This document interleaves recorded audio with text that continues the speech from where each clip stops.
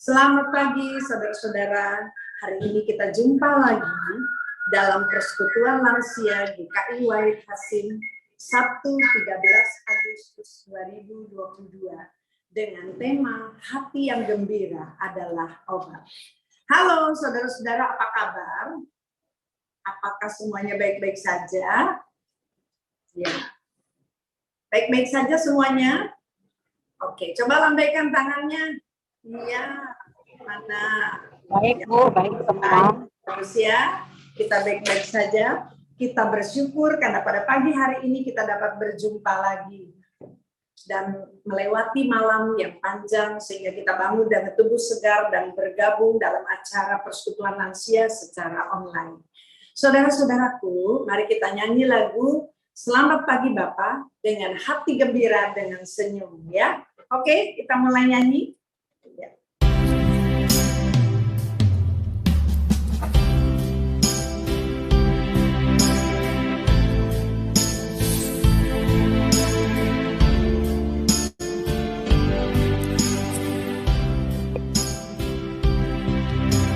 Selamat pagi Bapa, selamat pagi Yesus, selamat pagi Roh Kudus.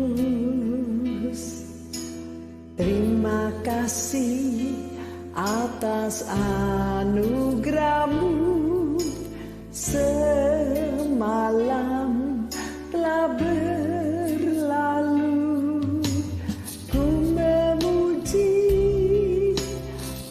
Bersyukur, memuliakan nama-Mu,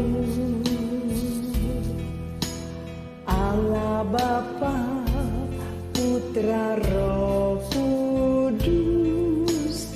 Terima kasih. Selamat pagi Bapa, selamat pagi Yesus, selamat pagi Roh Kudus. Terima kasih atas anugerah-Mu, semalam telah berlalu.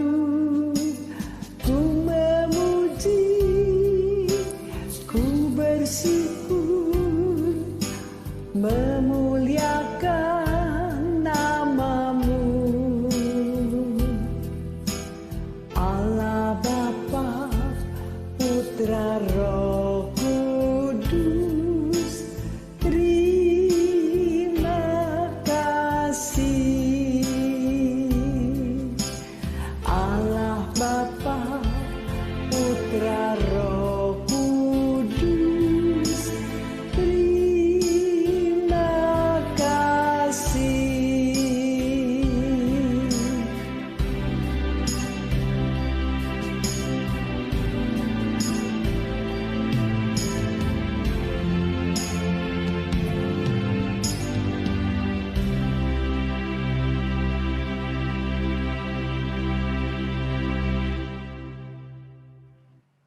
Terima kasih saudara-saudara, kita sudah bersama-sama menyanyi lagu dengan hati gembira. Nah saudara-saudaraku, mari kita bersama-sama berdoa. Bapa yang penuh kasih, Tuhan Yesus Juru Selamat kami, terima kasih Bapa, karena kami dapat bertemu dengan saudara-saudara kami dalam Persekutuan Lansia pagi ini secara online. Bapa, pimpinlah acara hari ini agar dapat berjalan dengan baik dan lancar. Pimpin saudara-saudara kami yang terlibat dalam acara pagi ini, baik dokter, pendeta, moderator, liturgos, dan saudara yang mengurus multimedia, agar kami semua dapat melayani dengan baik, sehingga acara pagi ini dapat bermanfaat bagi kita semua. Bapak, pimpin juga saudara-saudara kami yang mengikuti persekutuan pagi ini, dimanapun berada, agar semua sehat dan bahagia. Bapak, kami serahkan doa kami ke dalam tangan-Mu, dalam nama Tuhan Yesus, Bapa dan Juru Selamat kami. Amin. Nah, saudara-saudaraku, kita akan masuki acara berikutnya, yaitu acara talk show atau bincang-bincang bersama dengan Dr. Hendarto Natadijaya, spesialis penyakit dalam. Acara ini akan dipandu oleh moderator kita, yaitu Penatua Martine Dian. Saya persilahkan.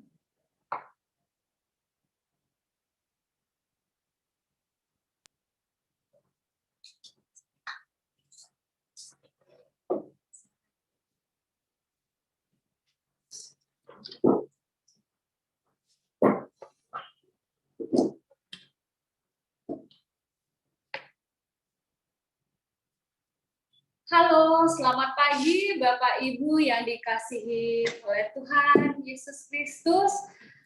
Selamat datang di acara talk show Komisi Lansia GKI Wahid Hasim yang pada hari ini mengambil tema hati yang gembira adalah obat.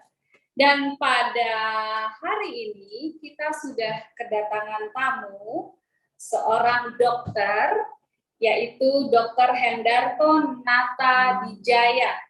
Halo, selamat pagi. Selamat pagi. Pak Dokter. Terima kasih ya bisa hadir di sini. Ini kalau misalnya saya dengan Pak Dokter ini hadirnya di ruangan Smirna ya, Bapak Ibu ya. Jadi ini sebenarnya online ke jemaat, ke peserta, tetapi sebenarnya untuk MC kami semua ada di ruangan Smirna. Gitu. Ya. Dr. Hendarto ini adalah seorang dokter yang menamatkan S1-nya dari Universitas Trisakti tahun 1973 dan mengambil spesialis penyakit dalam di Universitas Indonesia, dan pada sampai hari ini beliau praktek di Rumah Sakit Royal Taruma. Betul ya, Pak Dokter ya? Jadi ini ahli spesialis penyakit dalam. Dan apa sih ini kalau misalnya Bapak Ibu melihat ya di belakang ini gelarnya panjang banget, ini SPPD Vinasi Mars itu udah ada ya. Saya bacakan saja, SPPD itu spesialis penyakit dalam, Vinasin itu gelar kehormatan dari Perhimpunan Dokter Spesialis Penyakit Dalam Indonesia, dan Mars itu Magister Manajemen Rumah Sakit. Jadi jika Bapak Ibu nanti ada pertanyaan, terlebih yang punya keluhan yang seputar penyakit dalam, nah boleh nih hari ini kesempatannya ya Bapak Ibu ya bisa bertanya-tanya. Sebelum saya lanjut ke acara talk show kita, ada baiknya kita harus memperhatikan hal-hal yang harus kita sepakati bersama dulu. Selama talk show berlangsung, mohon di-mute audio peserta supaya kita bisa mendengarkan apa saja yang akan dikatakan oleh Bapak Dr. Hendarto ya. Dan peserta dapat menggunakan fitur chat untuk berbincang, menyapa, ataupun bertanya secara tertulis kepada Pak Dokter. Tentu saja ya, saya hari ini tidak menggunakan raise hand, karena lebih enak kita menggunakan fitur chat aja ya, diketik aja Bapak Ibu. Tapi nanti kalau misalnya ada kesempatan, saya akan membuka raise hand supaya nggak acak-acakan ya. Mungkin Bapak Ibu yang oh ya kayaknya saya mendingan tanya raise hand aja, boleh, tapi saya mempersilahkan dulu yang menggunakan pertanyaan melalui fitur chat kita.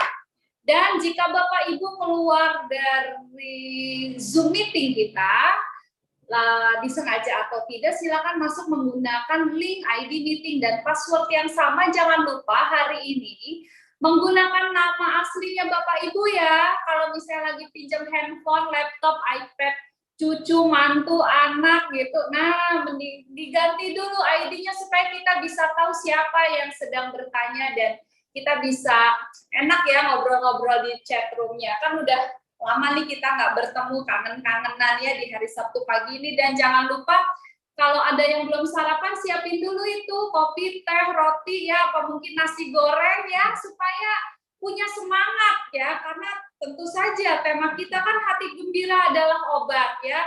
Sambil dengerin Pak Dokter boleh makan-makan, minum-minum, awas keselak ya Bapak Ibu ya. Ya, Pak Dokter, sekarang saya mau membuka dengan satu pertanyaan umum dulu ya Pak Dokter ya. Apa sih sebenarnya kesehatan itu untuk para lansia? Susah-susah gampang nggak, Dok? Ya, ya.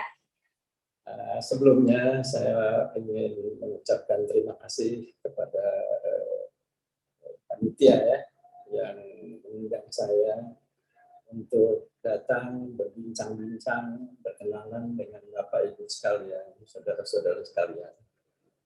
Sangat senang saya bisa bertukar pikiran dengan Bapak dan Ibu, saudara-saudara sekalian. Ya. Saya juga ingin bagi apa yang saya alami, pengalaman saya, pengetahuan saya, barangkali bermanfaat bukan oleh pasien saya, tapi juga kita semua, termasuk saya sendiri. Ya. Jadi sekali lagi saya mengucapkan terima kasih. Jadi kalau kita menjawab apa sih sebetulnya sehat, ya. Jadi yang pertama, sehat itu bukan hanya kesehatan secara fisik ya. Maaf Pak Dokter, bisa agak lebih keras sedikit, ini oma-opanya juga. Oh, Nah, oke. ya. Agak kencengan dikit teriak nggak apa-apa dok. Iya. Jadi yang namanya sehat bukan cuma sekedar fisik ya. Sebetulnya pengertian sehat itu rumit sekali ya. Jadi sehat itu selain fisik yang artinya dia tidak ada cacat dan tidak ada penyakit ya, tapi juga dia masalah mental, masalah pikiran, masalah jiwa itu juga sangat penting bagi seseorang ya, karena apabila kita sehat secara fisik tapi kita depresi, kita tidak bisa tidur, kita maunya marah-marah terus atau mempunyai kelainan jiwa baik yang ringan maupun berat, ya itu tentu tidak sehat. Selain itu, kita juga sehat, kesehatan kita dipengaruhi oleh hubungan sosial. Ya, percuma kita sehat secara fisik, mental, tapi hubungan kita misalnya dengan orang yang terdekat kita, anak kita misalnya tidak baik, tidak bicara sudah sekian lama. Dia tidak tahu di mana, kita juga tidak tahu dia ada di mana. Jadi ya itu juga tidak sehat secara sosial ya, dan bisa mempengaruhi kesehatan fisik maupun kesehatan jiwa daripada orang itu. Jadi fisik, mental, emosional, sosial masih juga kurang. Selain sosial juga kita harus ada kesehatan spiritual ya, kesehatan kita secara sehat, bagaimana kita beragama atau mental kita dalam menghadapi hidup ini ya. Kita tidak bisa dianggap sehat kalau misalnya dalam beragama kita pagi di gereja, siang di gereja, malam ya itu juga nanti akan mengganggu kesehatan kita, kesehatan jiwa kita, hubungan sosial kita juga menjadi rusak ya, dan kita tidak bisa dibilang sehat. Tapi hari ini barangkali kalau kita bicara semua hal itu akan makan waktu yang panjang ya. Barangkali hari ini kita bicara fisik aja deh ya, dan yang mudah-mudah. Saya ingin hari ini membagikan apa yang pernah saya alami sebagai dokter ya. Tentunya banyak yang bertanya dan banyak yang saya jawab, dan apa pengalaman saya ya barangkali bermanfaat, dan tentunya itu jawaban saya dari segi pandangan saya sendiri ya sebagai dokter ya. Nah dok, sakitnya kan udah jelas nih ya, ada apa, bukan sakit, sehat ya, ada kita harus sehat secara fisik, secara mental, secara sosial dan spiritual ya dok ya. Nah kalau untuk para bapak ibu yang sudah masuk ke usia lanjut ya, itu sebenarnya secara umum sakit apa aja dok? Kalau misalnya dari 4 ini yang sering dihadapi, oke, misalnya fisik itu apa, atau mungkin lebih banyak nih menurut pengalaman dokter gitu, lebih banyak di mentalnya, apa di fisiknya, atau bagaimana dok? Ya biasanya sih sakit itu kita tidak cuma satu bidang saja. Jadi sakit itu biasanya mencapai beberapa aspek. Kalau dia sakit fisik, ya mentalnya juga dia terganggu, ya. Dia juga hubungan sosial juga bisa terganggu, atau sebaliknya. Jadi selamanya biasanya berbarengan, karena itu ada dalam satu orang. Jadi kita tidak bisa, dia hanya sakit fisik saja, gitu. Ya, selalu dia diikuti itu. Tentunya pada orang tua memang mempunyai jenis-jenis penyakit yang agak berbeda dengan anak-anak, ya, dengan masa remaja, orang muda, ya. Jadi ada yang namanya penyakit pada orang tua. Seperti apa aja, Dok? Ya, misalnya gangguan tidur, gangguan pencernaan, ya, gangguan sendi-sendi, otot-otot, kemudian penyakit lain yang sifatnya kronik, misalnya penyakit darah tinggi, dan sebagainya. Ya. Jantung termasuk ya. Jantung. Iya. Dok, nah masalah gangguan tidur nih dok ya, itu katanya sih, tapi juga itu dialami oleh ibu saya. Jadi katanya orang tua tuh makin lama tidurnya makin pendek gitu. Terus kadang-kadang itu udah biasa gitu ya. Itu apakah benar seperti itu? Apa anggapan orang seperti itu?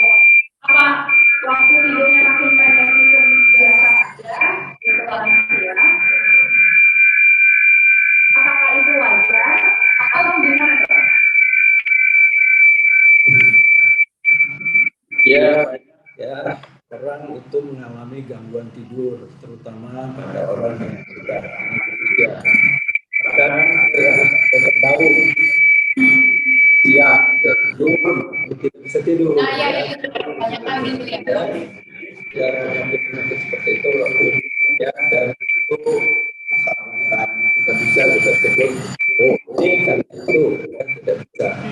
Ya, umumnya orang itu telah mempunyai suatu penyakit fisik, ya, penyakit mental, bukan penyakit juga bisa gangguan lah, ya, jangan dibilang penyakit dulu, gangguan itu juga menyebabkan dia tidak bisa.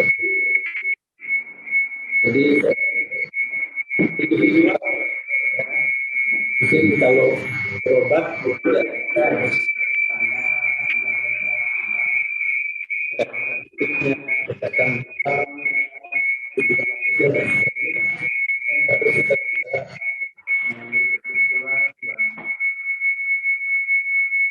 Maaf nih dok, ada gangguan teknis nih dok.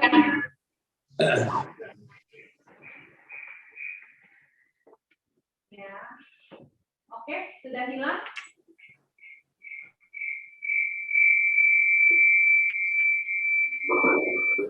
Mungkin peserta yang tidak ikut yang ikut saja kali pembicara. Sudah? Oke, sudah hilang? Oke, baiklah. Ya, mungkin tadi ada gangguan jadi Bapak Ibu tidak bisa mendengar dengan baik ya jawabannya. Mungkin bisa diulangi lagi masalah gangguan tidur nih dok. Sebenarnya wajar apa enggak sih dok kalau tidurnya jadi kebalik-kebalik kayak gitu, atau apakah perlu konsultasi ke dokter? Konsultasi ya baik-baik saja ya, kita bisa bicara itu mengenai masalah pribadi. Sebab penyebab itu bisa berbeda-beda dari orang yang satu dengan orang yang lain. Memang sering orang-orang yang sudah berumur, berusia lanjut itu mengalami gangguan tidur, ya. Bahkan yang tadi yang dibilang terbalik atau inversi, ya. Siang tidak bisa tidur, siang bisa tidur terus, malam bangun, ya. Dan penyebabnya itu banyak. Jadi mungkin tidak bisa kita uraikan di sini semua, ini bisa lama, gitu ya. Bisa 5 episode ya. Jadi masing-masing sebaiknya memang berkonsultasi, ya. Karena bisa masalah fisik, bisa masalah mental, spiritual, sosial, ya, yang menjadi penyebab. Tapi Tapi sebenarnya kalau misalnya walaupun terbalik tapi secara fisik dan mental nggak apa-apa, itu tidak perlu konsultasi, Dok. Tetap dia tidak bisa tidur misalnya. Ya, konsultasi saja. Oke, ya. Barangkali bisa dibantu, ya. Ya.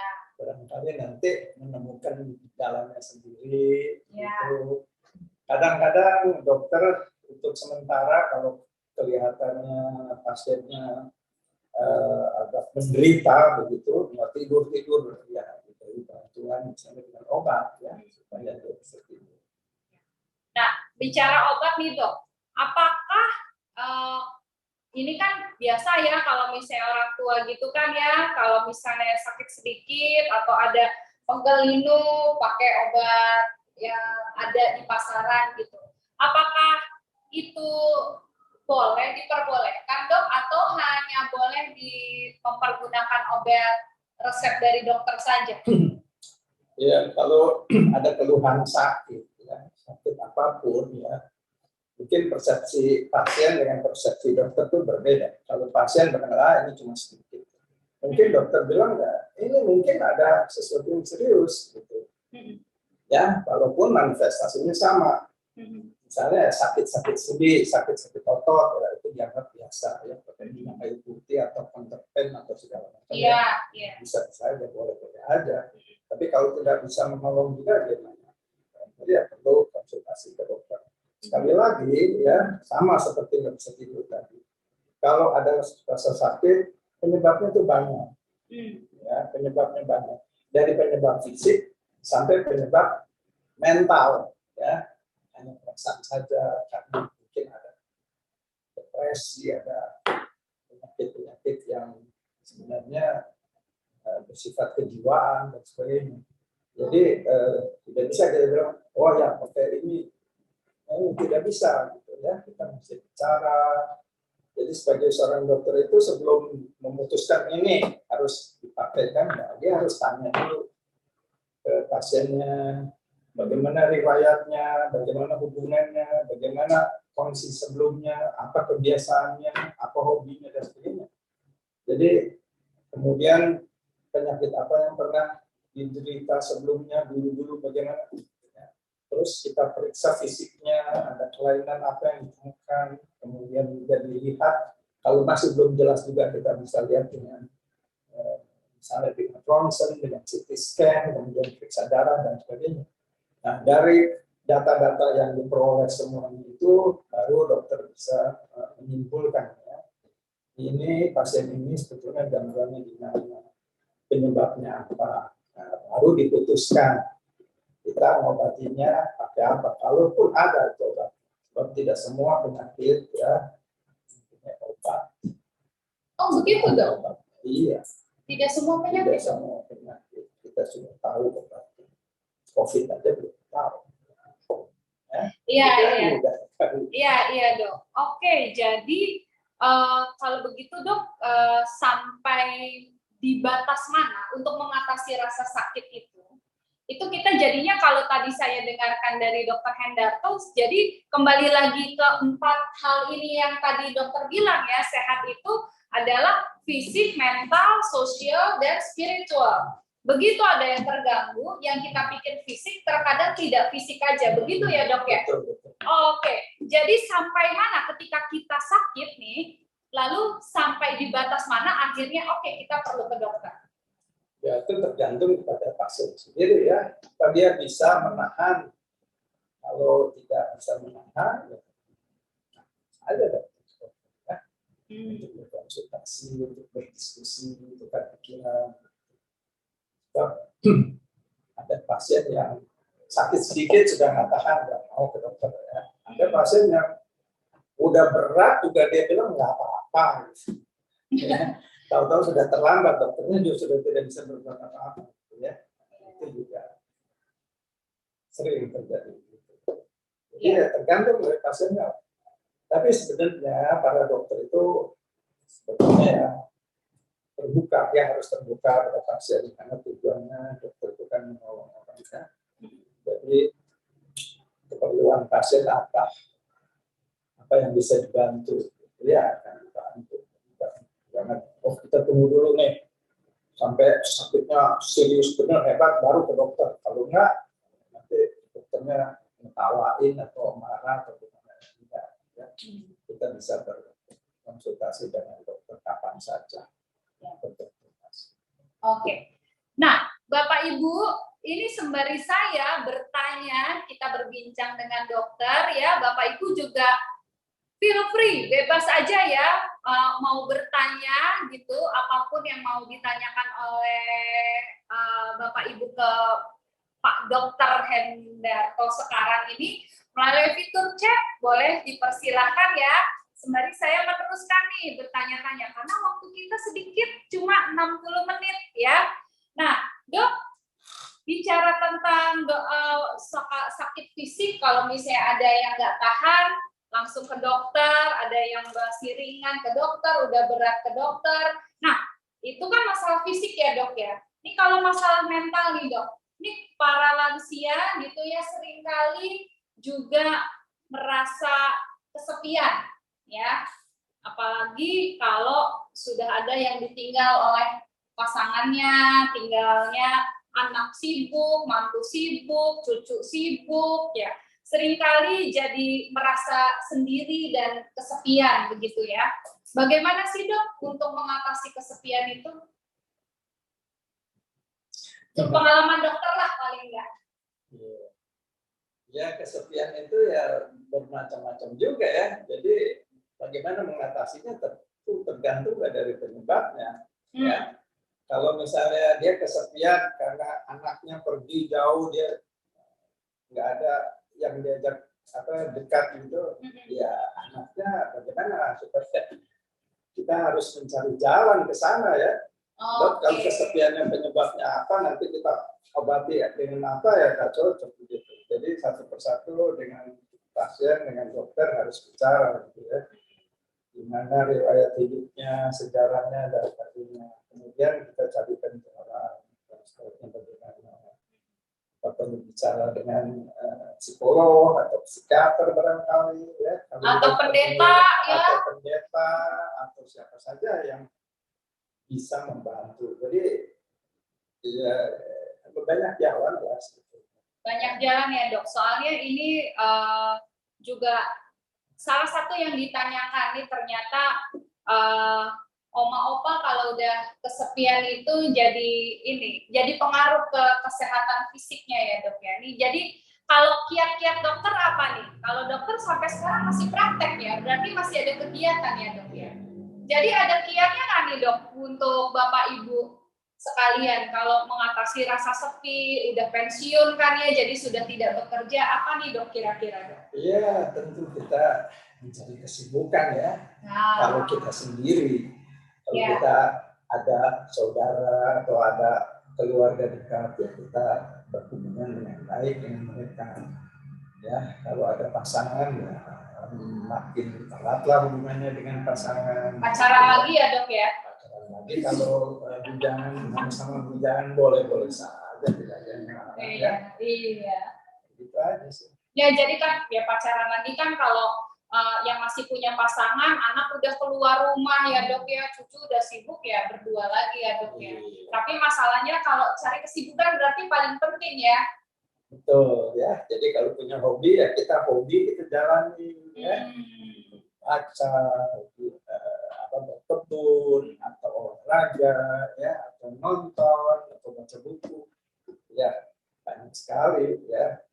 Bersih rumah atau macam-macam apa saja lah, melukis barangkali supaya pikiran kita jangan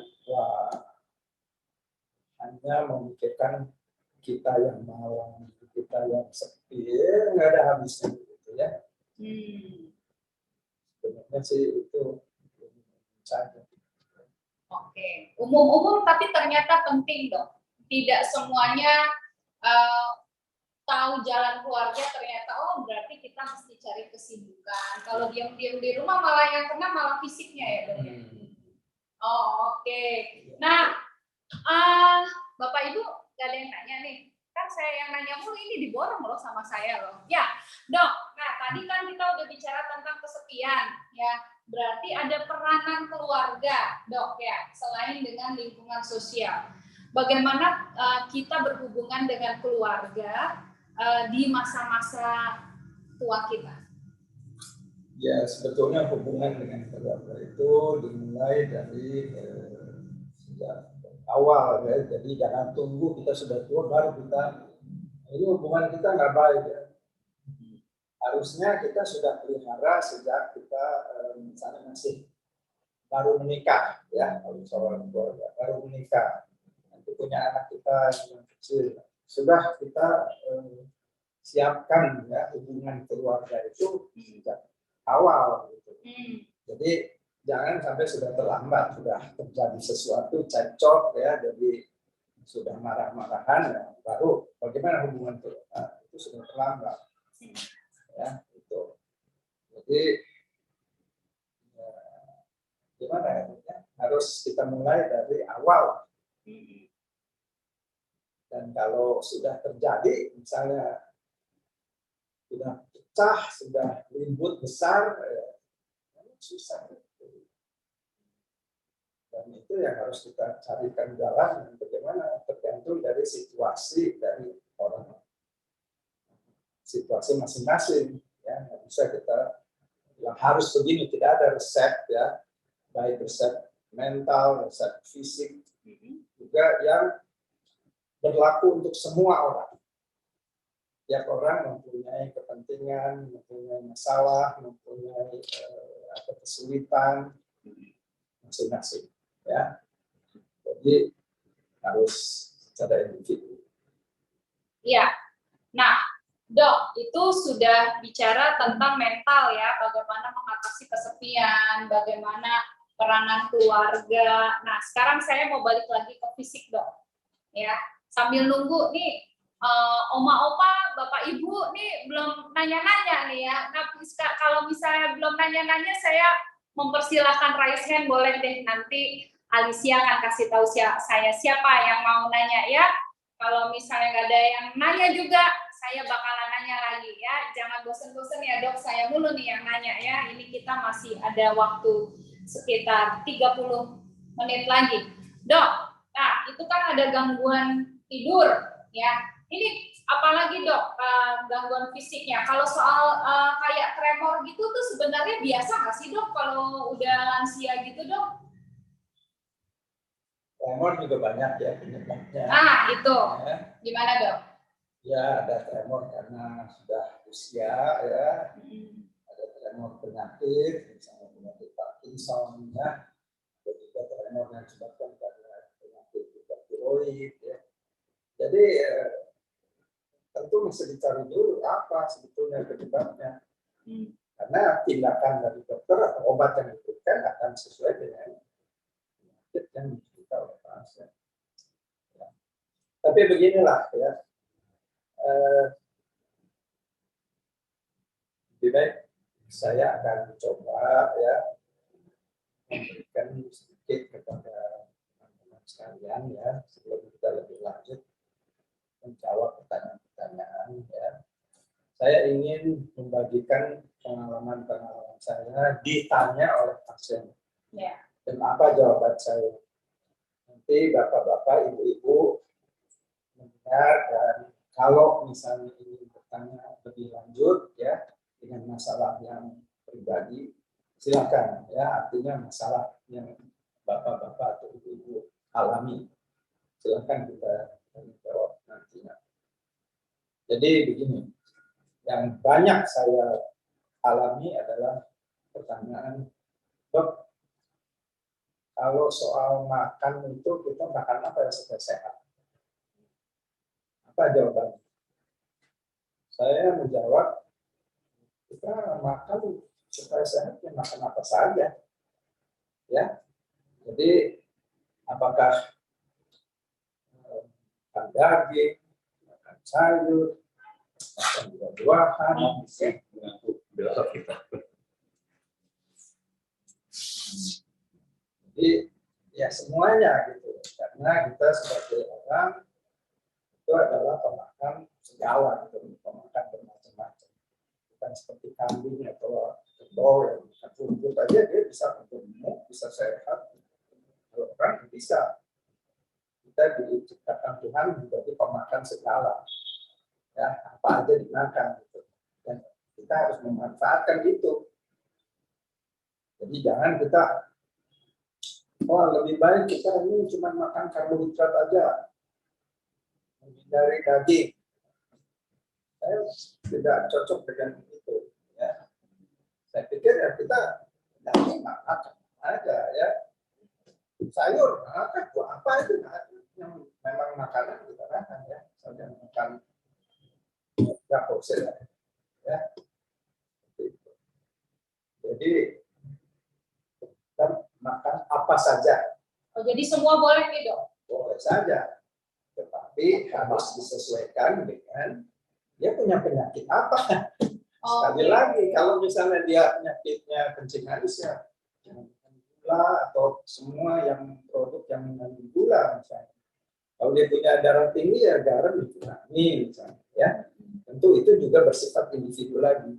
Tapi kalau prinsipnya supaya sehat, makan apa? Apapun boleh. Selama ya cocok dengan penyakit yang dia derita. Selama tidak menderita penyakit boleh. Boleh saja. Kemudian banyak tapi jangan. Nah, kalau kita makan daging saja sebanyak-banyaknya, makan yang lain sedikit ya itu juga makan. Jadi harus proporsional. Ya. Itu ya jangan terlalu banyak sampai kekenyangan kita baru berhenti. Ya. Sebaiknya makan itu sebelum kekenyangan kita berhenti. Gitu. Ya.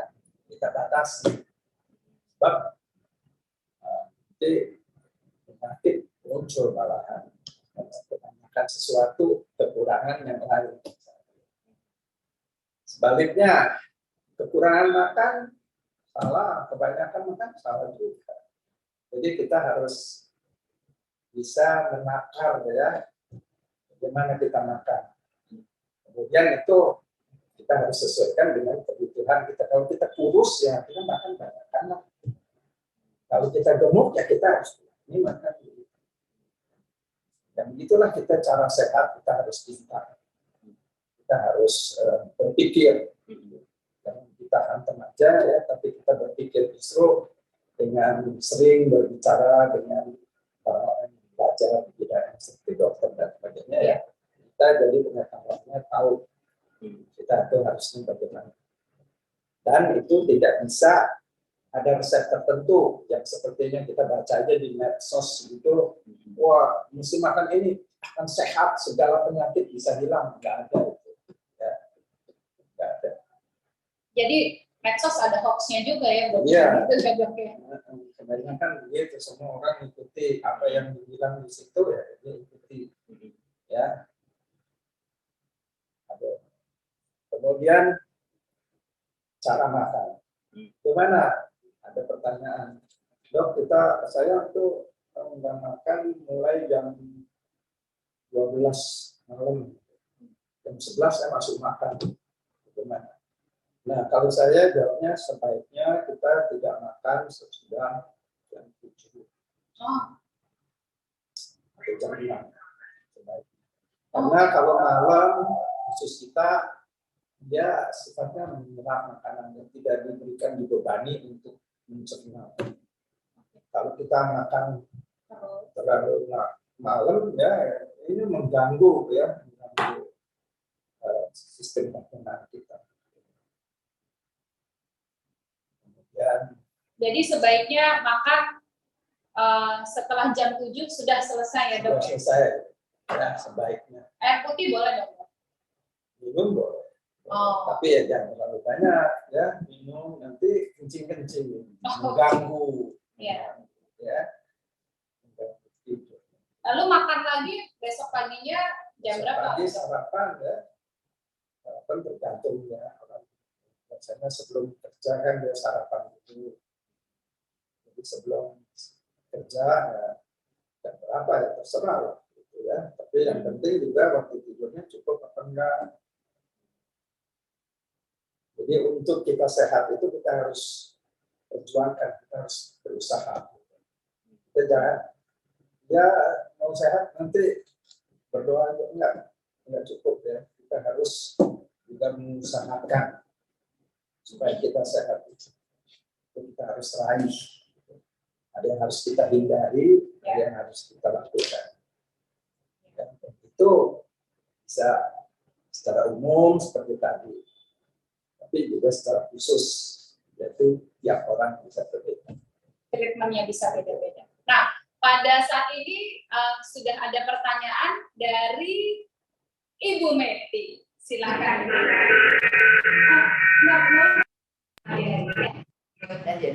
Ya, di-mute aja. Ya. Terima kasih saya diberi kesempatan. Seperti apa yang dokter tadi bilang, saya juga kalau makan 5:30 sore. Saya makan. Itu makan terakhir saya. Dan juga mengenai tidur, saya tuh kalau tidur tidak boleh lebih dari jam 8, antara 8-9. Kalau setelah jam 8-9, saya dari sampai pagi nggak bisa tidur.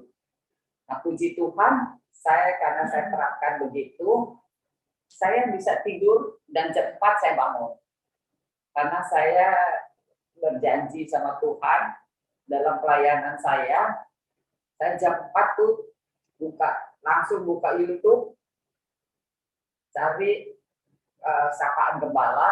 Jadi saya ngirimin ke saudara-saudara seiman, sapaan gembala begitu. Nah, itu dia. Jadi saya puji Tuhan sih kalau tidur pasien paling tahu udah saya. Kalau cari Meti jangan jam 8, percuma. Soalnya HP saya udah silent. Biarpun bunyi di kuping saya itu silent, saya nggak akan buka. Karena kalau saya buka, saya akhirnya nggak bisa tidur. Nah, jadi saya kalau tidur saya tuh tidak lebih dari jam 9.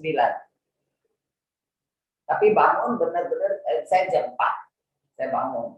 Nah, pertanyaan saya kepada dokter, kalau saya tidur, walaupun kan kalau tidur katanya kalau dingin selalu mulai dari kaki. Walaupun saya pakai kaos kaki, tapi saya tetap kedinginan dari kira-kira jam 12. Tapi kalau saya udah turun, dinginnya hilang. Nah, itu bagaimana, Dok? Itu pertanyaan saya. Gitu aja. Ya, Terima kasih, Dok. Terima kasih Tante Meti, silahkan Dok.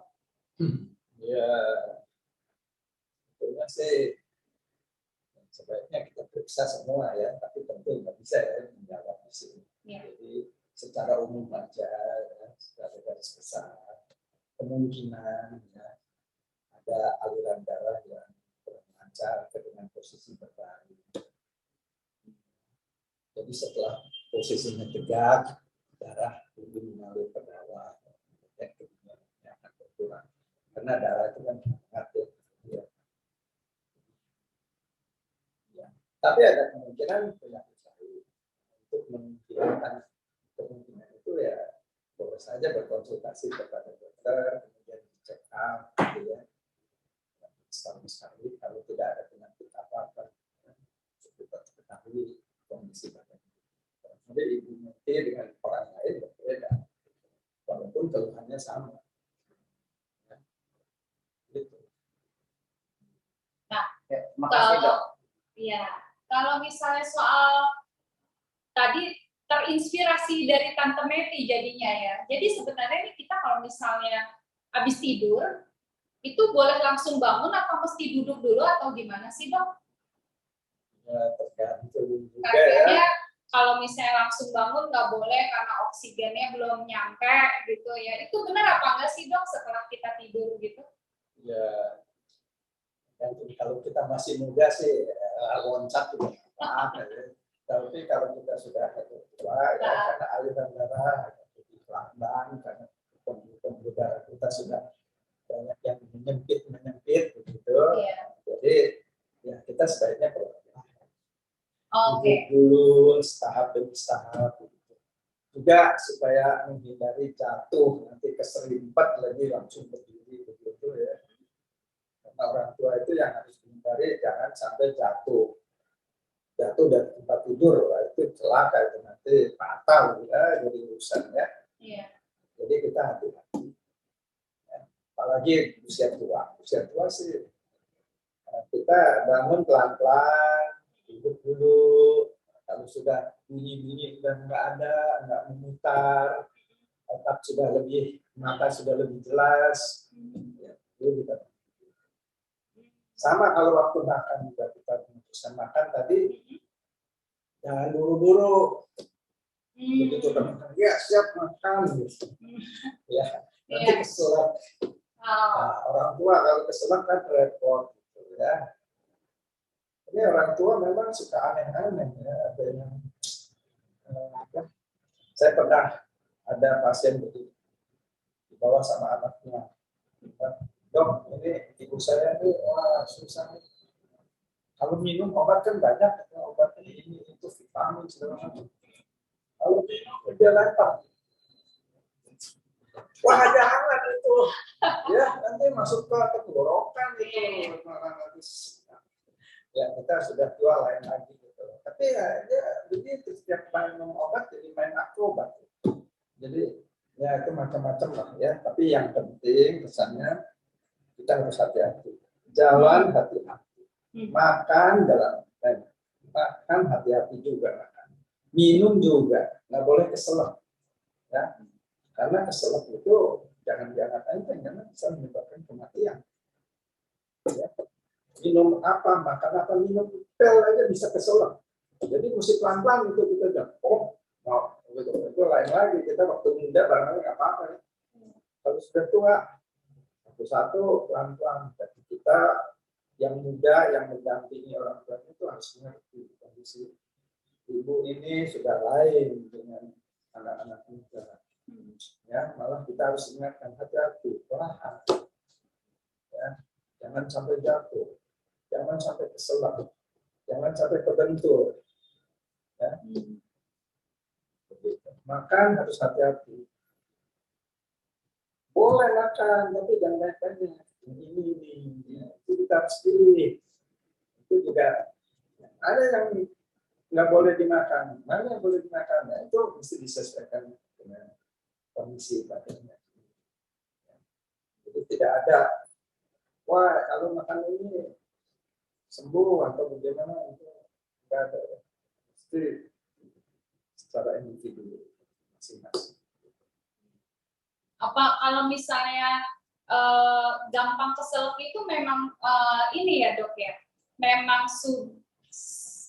memasuki usia lansia itu jadi rawan untuk tersedak gitu ya dok? Iya, iya. Karena kita refleks sudah kurang, ya otot-otot menelan dan sebagainya juga sudah berbeda dulu. Jadi gampang. Nah, kalau orang tua itu makan juga jangan sambil berbaring, kalau bisa layar tegak. Dan jangan lagi ngantuk-ngantuk dikasih ya. Pokoknya ini jangan makan dikasih gitu ya. Kita mesti dia sadar dulu. Sadar full gitu, kemudian makan mulai dengan minum dulu supaya dibiasakan dulu. Sudah baru kita. Jadi ada tekniknya sebetulnya yang harus kita pelajari untuk merawat orang tua. Ya. Oke dok. Nah menarik sekali, tampak menarik ya. Ayo dong pada nanya. Ya ini udah ada bentar dulu. Ciuli, ada Pulusi yang bertanya melalui chat room kita. Vitamin apa sih yang buat lansia baik dikonsumsi? Dokternya langsung senyum-senyum. Dokter. Betul ya, banyak yang bertanya vitamin apa ya. Iya. Ya vitamin itu kan memang berbeda-beda ya. Semua vitamin harus masuk, tapi tidak harus dari obat ya. Itu vitamin itu bisa disuplai dari makanan yang kita makan sehari-hari. Dari buah-buahan, dari sayuran dan sebagainya. Ya. Nah, kalau kita mau minum ya vitamin seluruh vitamin ya dari A sampai semua ya. Dan mungkin jumlahnya. Kalau di obat itu memang jumlahnya itu sudah diteliti.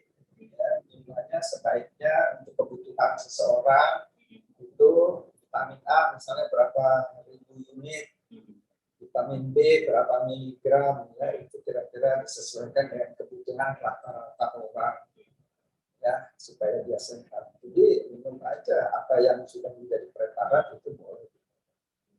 Dan untuk vitamin-vitamin khusus ya ditanyakan kepada dokternya apakah boleh atau enggak vitamin ini, ya, dan berapa banyak, apakah vitamin ini boleh.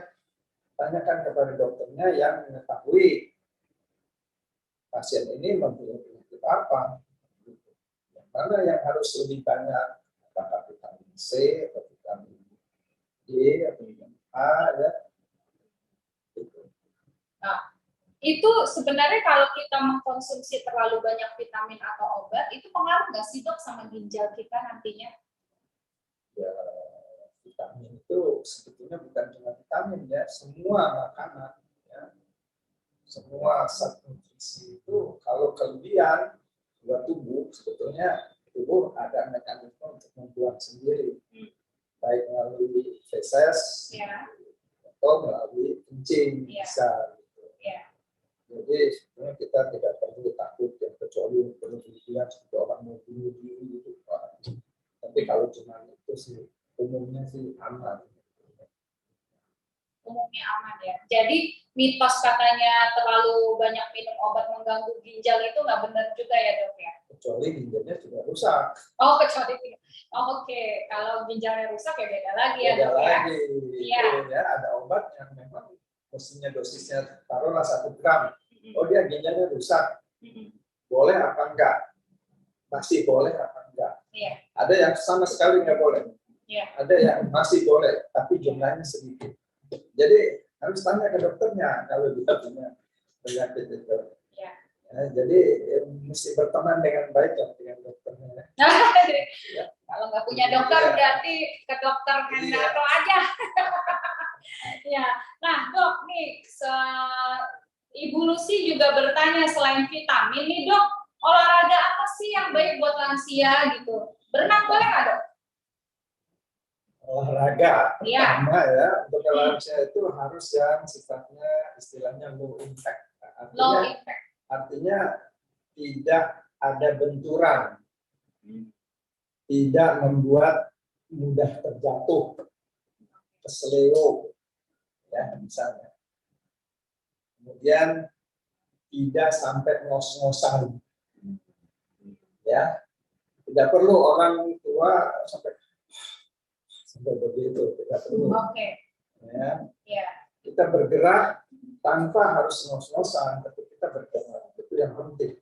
Jangan sama sekali tidak bergerak.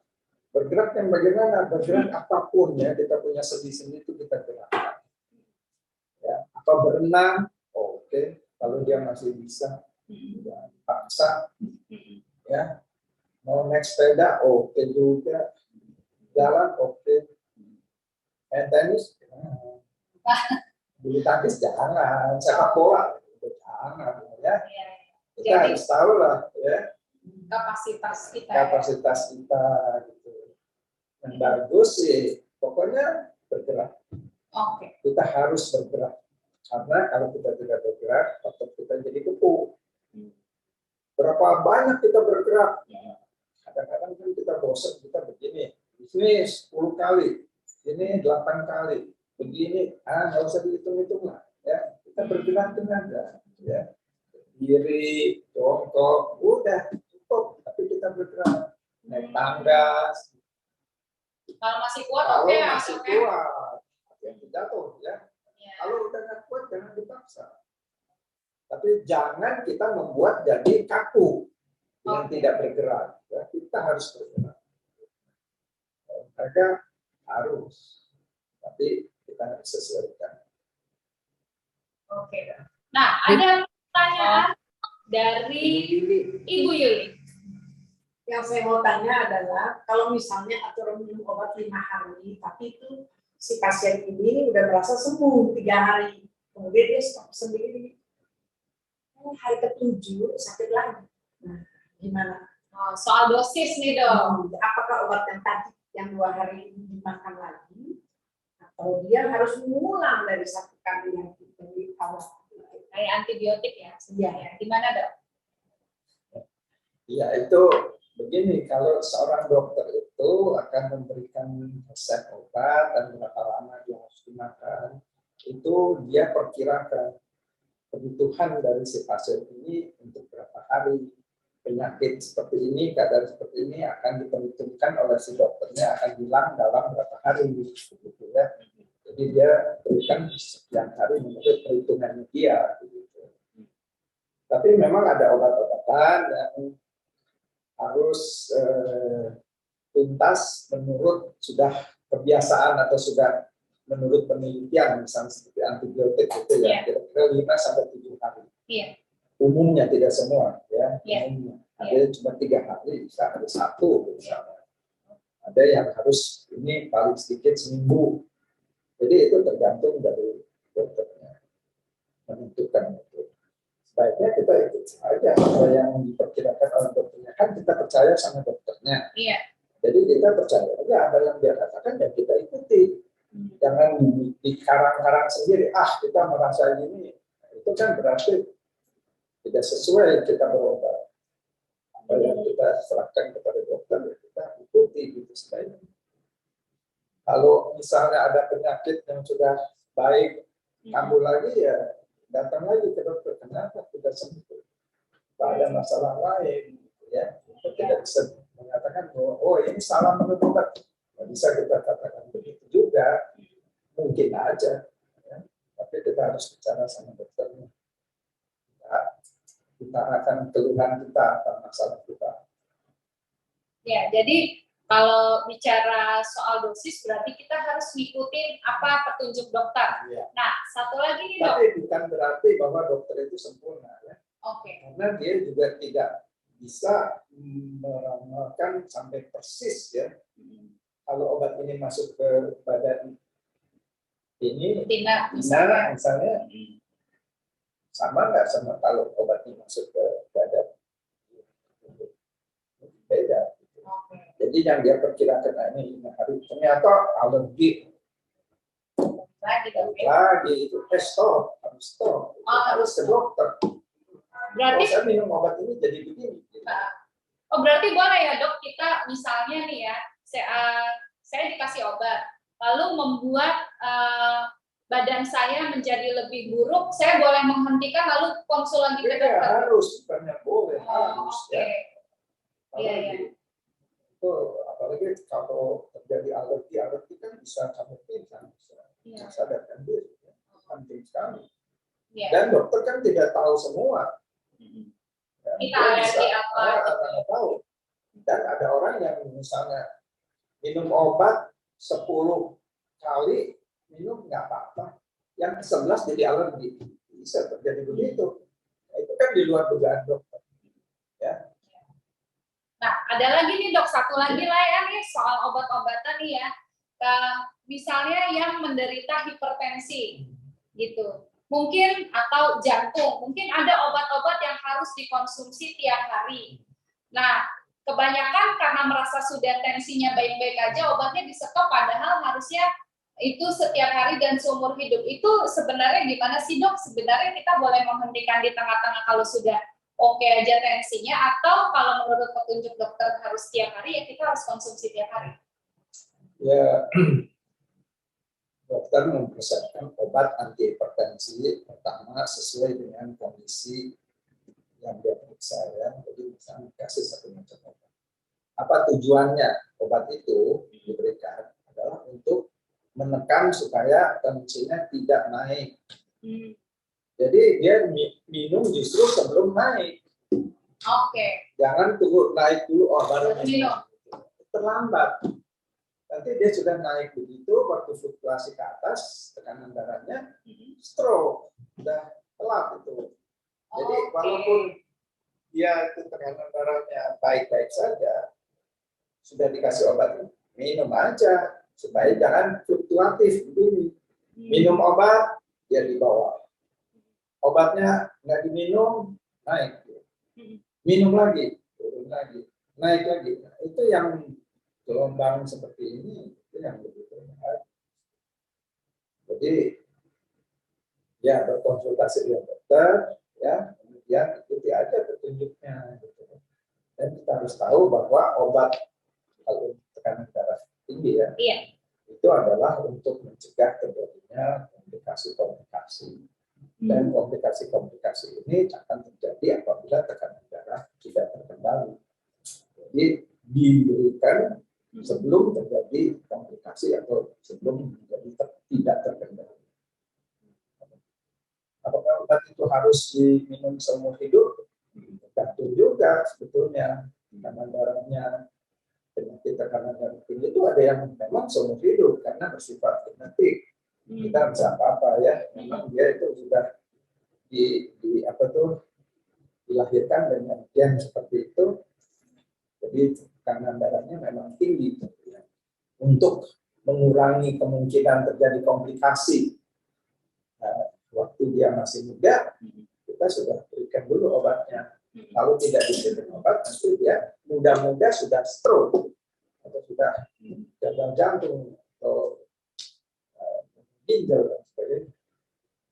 Ya, berarti medical check up penting juga ya dok supaya kita tahu ada hipertensi apa enggak. Iya. Jadi walaupun sudah berusia lansia, medical check up itu tetap harus dijalankan atau Iya. tetap ya? Iya, kalau begitu. Walaupun ya sesudah medical check up, wah kita aman gitu. Tidak juga. Tidak bisa recover semua, tidak bisa diramalkan. Ada orang yang sudah medical check up semua baik di negara, tahu-tahu serangan jantung bisa. Oke. Ya, tahu-tahu stroke. Ya. Oke. Sudah 1 jam berlalu, sudah banyak nih perbincangan kita. Terima kasih Bapak Ibu. Jadi kalau boleh saya ambil kesimpulan ya, sehat itu mahal ya dok ya. Dan sehat itu ternyata nggak fisik aja.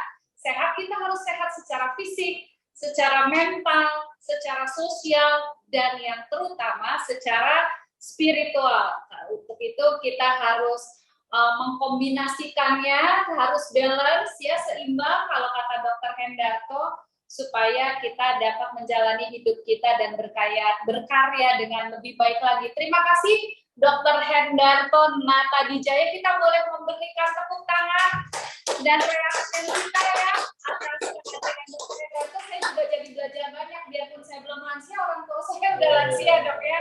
Terima kasih atas perhatian Bapak Ibu, atas pertanyaan dan partisipasinya.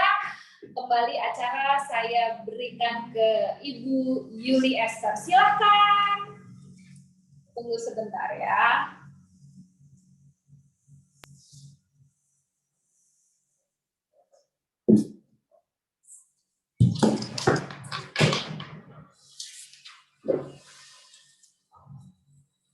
Terima kasih saudara-saudara, kita bersama-sama sudah mendengarkan Dr. Hendarto dan juga moderator kita, Saudari Martina Dian.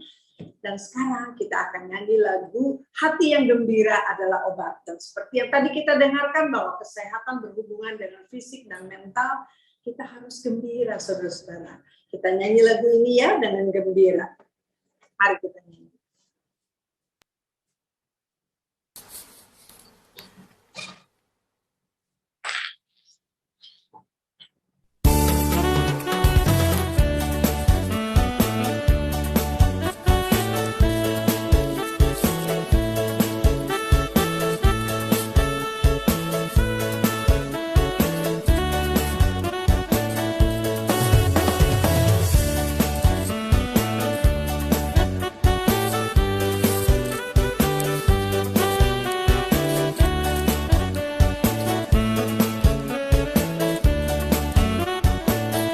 Hati yang gembira adalah obat, seperti obat hati yang senang. Tapi semangat yang patah keringkan tulang. Hati yang gembira Tuhan senang. Hati yang gembira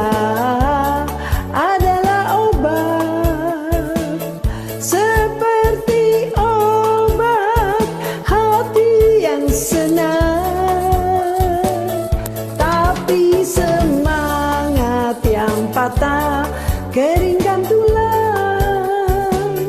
Hati yang gembira, Tuhan senang.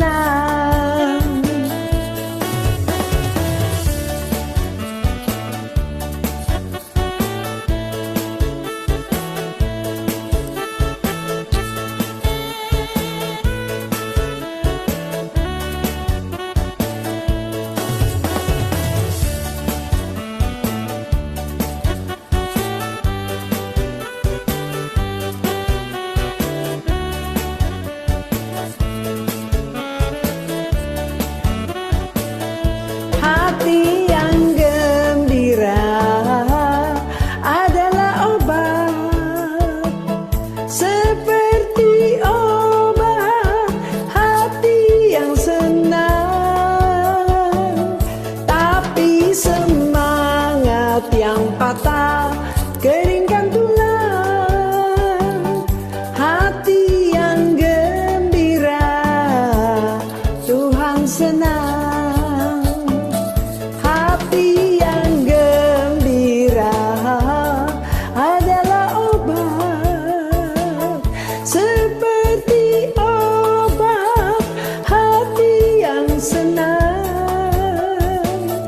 Tapi semangat yang patah, keringkan tulang.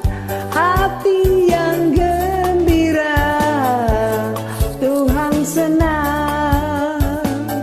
Hati yang gembira, Tuhan senang.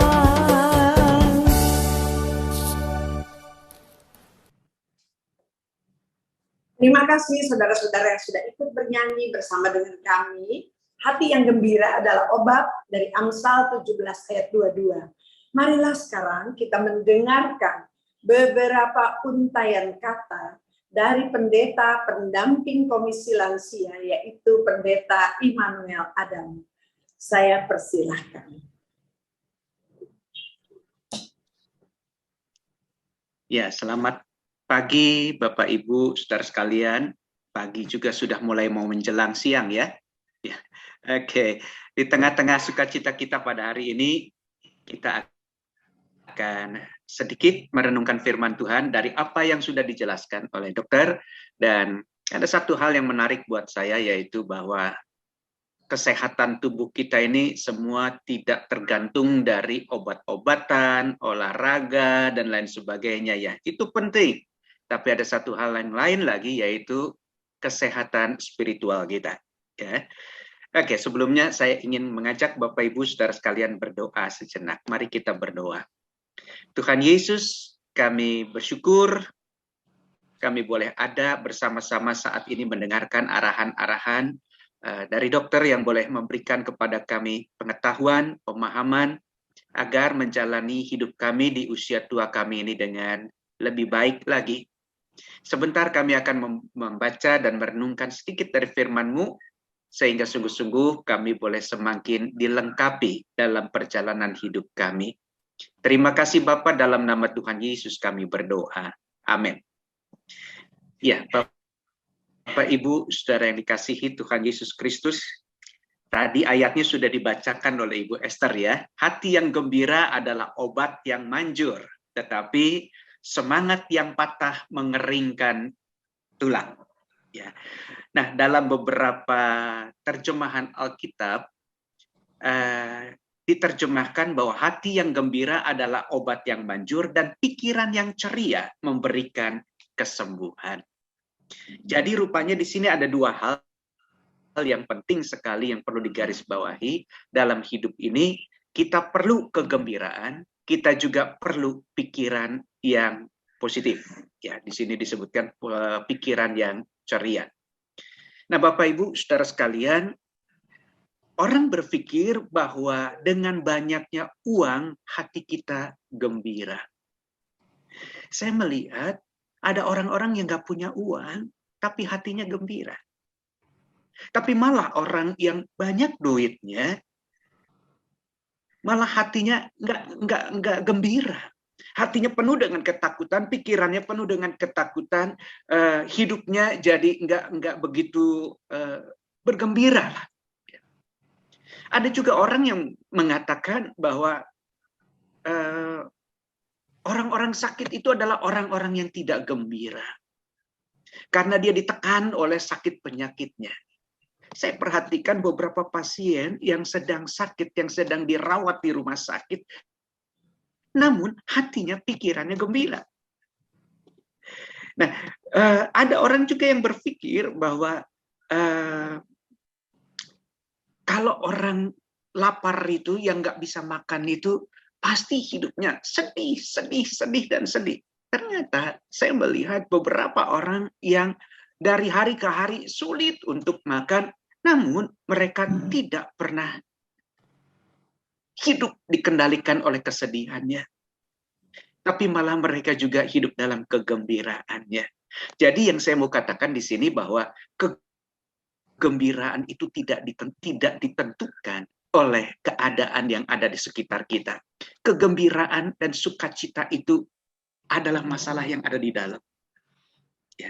Itu sebabnya mengapa Tuhan Yesus mengajarkan, jikalau kamu menuruti perintahku, dari Yohanes 15 ya, ayat 10 dan 11. Jikalau kamu menuruti perintahku, kamu akan tinggal di dalam kasihku, seperti aku menuruti perintah Bapakku dan tinggal di dalam kasihnya. Semuanya itu kukatakan kepadamu, supaya sukacitaku ada di dalam kamu, dan sukacitamu menjadi penuh. Jadi Yesus pun berbicara tentang kegembiraan. Kegembiraan yang dikendalikan oleh keadaan adalah kegembiraan yang bukan sebenarnya kegembiraan. Dan Yesus mau mengatakan, aku ingin sukacitaku ada di dalam hidupmu. Artinya kegembiraan itu ditimbulkan oleh pekerjaan-pekerjaan Tuhan. Saudara, kalau saya yakin bahwa hari-hari saya ke depan adalah hari-hari yang bisa saya lewati, bisa saya jalani, karena Tuhan ada bersama dengan saya, itu akan memberikan kenyamanan dalam pikiran dan hati saya. Dan timbullah sukacita. Saudara, itu yang saya maksudkan.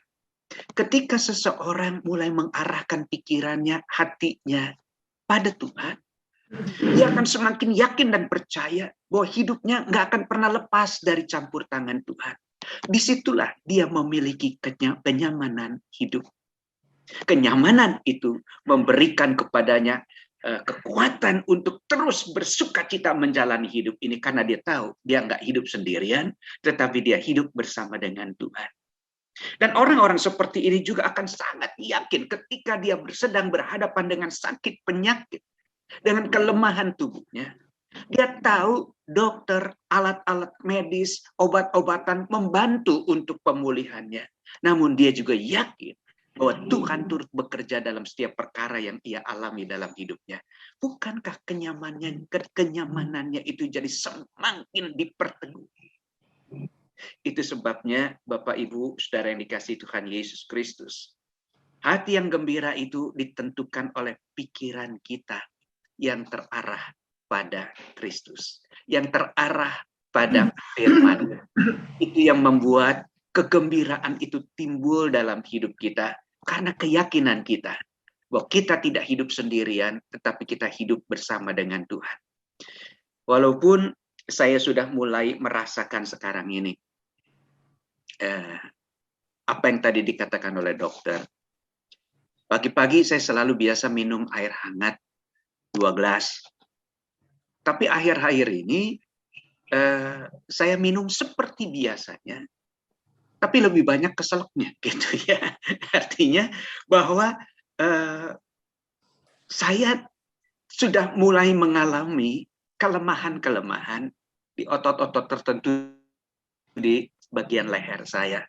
Saya semakin sadar bahwa tubuh saya boleh lemah, tapi bukan berarti saya jadi patah arah. Ketika saya tahu tubuh saya jadi semakin melemah, itu tanda bahwa memang usia saya tidak semuda yang dulu lagi. Saya sedang masuk dalam usia-usia yang disebut orang itu mau masuk usia 60-an gitu ya. Artinya sudah mulai masuk di taraf-taraf masuk ke dunia lansia. Dan disitulah saya semakin harus mengandalkan Tuhan. Kedua, semakin berhikmat. Artinya mencari hikmat dari Tuhan. Karena hikmat dari Tuhan akan mengajarkan kita untuk selalu sadar diri dan tahu diri. Contohnya, saudara, hidup ini untuk makan atau makan untuk hidup?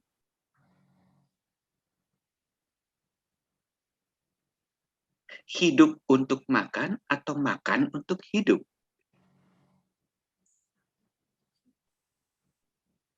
Susah jawabnya ya. Baik, Bapak Ibu sekalian, saya mulai merenungkan begitu banyak orang menjadi kesel ketika makanan yang dia suka udah nggak ada. Jadi marah-marah ke sana ke sini, jadi pikirannya kacau dan sebagainya. Jadi dia itu berprinsip hidup untuk makan. Kalau misalnya makanannya nggak habis, dia bungkusin gitu ya. Dia bawa ke rumah, nanti di rumah makannya sedikit gitu ya. Bapak Ibu Saudara yang dikasihi Tuhan Yesus Kristus, orang yang makan untuk hidup, tadi dikatakan oleh dokter, dia tidak akan dibatasi oleh nggak boleh begini, nggak boleh begini. Dia makan apa saja yang bisa dia makan dan bisa dia nikmati, namun tahu diri.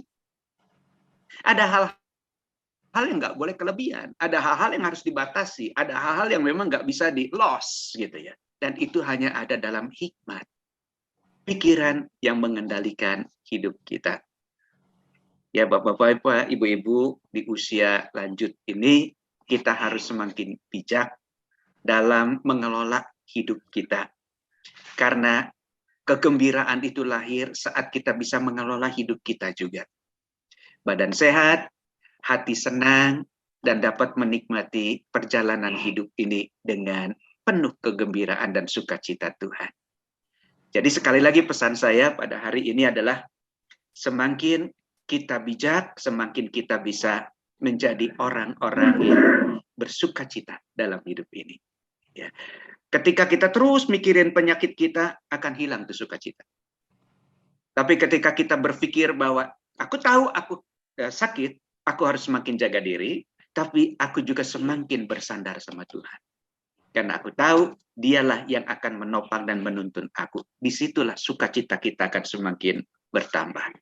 Saudara nggak kesepian, saudara nggak sendirian. Tapi saudara bersama dengan Tuhan. Tuhan berkati Bapak Ibu, saudara sekalian di pagi hari ini. Amin.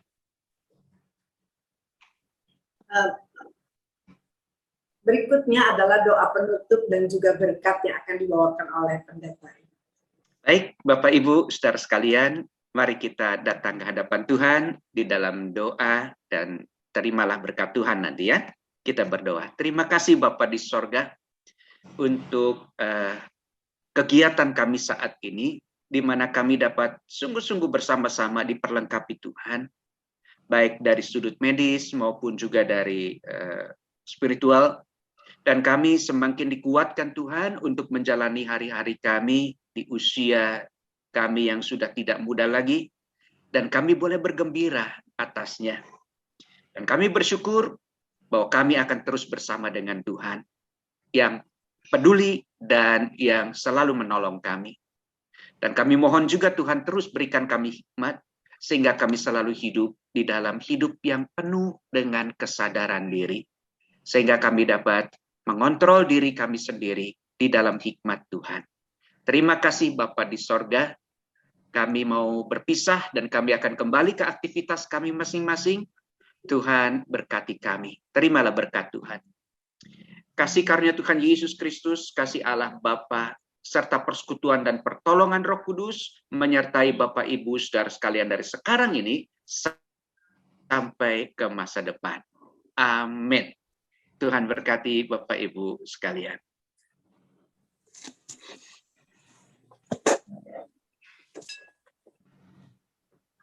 Saudaraku, mari kita nyanyi lagu Bapa Terima Kasih.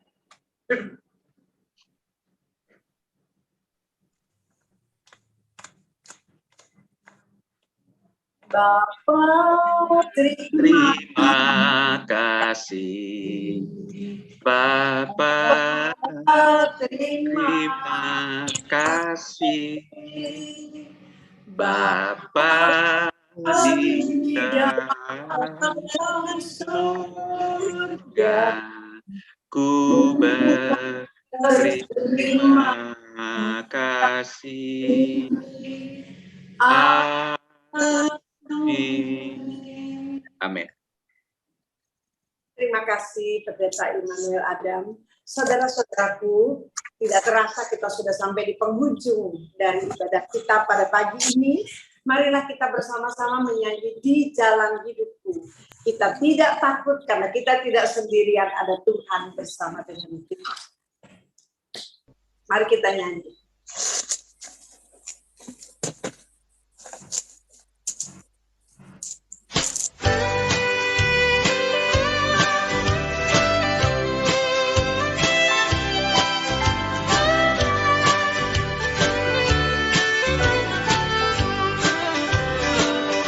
Di hidupku, ku ada sobat yang setia, yang senantiasa berjalan sertaku. Masa gelap dibuatnya terang ceria, itulah Yesus juru selamatku. Ku tak kenal jalan yang naik turun, lewat lembah dan gunung yang terjal. Sebab Tuhan berjalanlah di sampingku, memimpinku ke negeri yang kekal.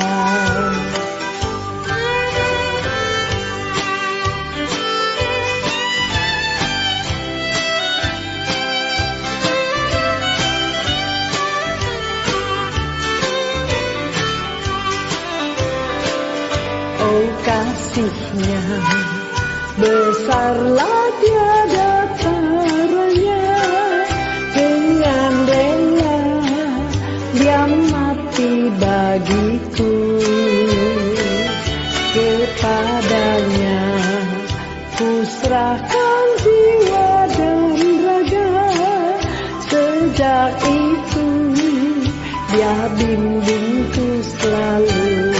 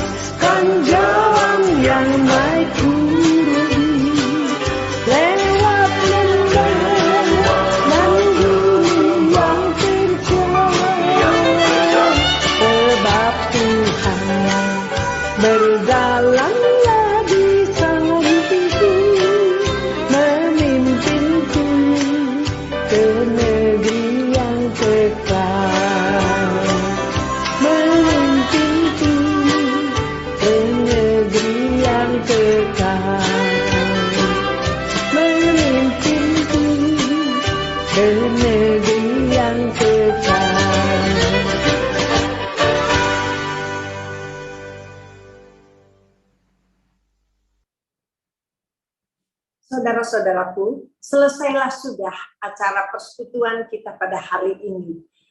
Saya ucapkan terima kasih pada saudara-saudara yang telah membantu terselenggaranya acara pagi ini, yaitu kepada Dr. Hendarto Natadijaya, kepada Pendeta Immanuel Adam, kepada moderator kita, Penatua Martine Dian,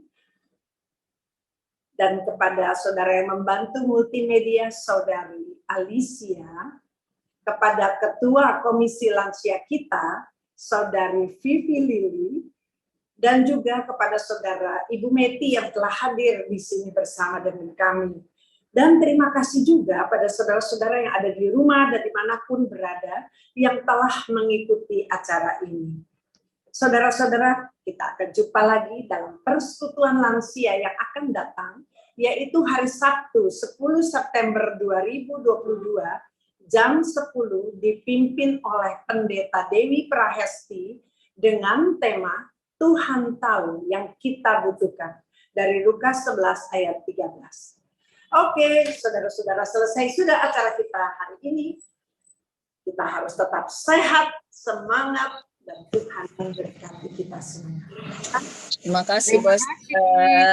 Terima kasih, Pak. Terima kasih.